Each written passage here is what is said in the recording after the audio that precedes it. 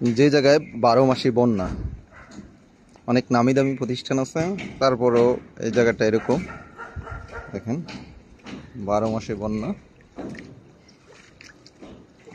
এখানে একটা 12 মাস এই অবস্থা।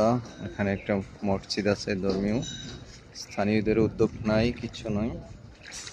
এছাড়া এদিকে দেখুন এই যে মাইলস্টোন রূপসী বাংলা,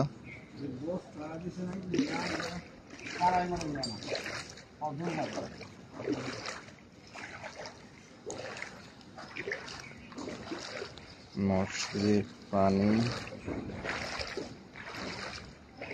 পানি।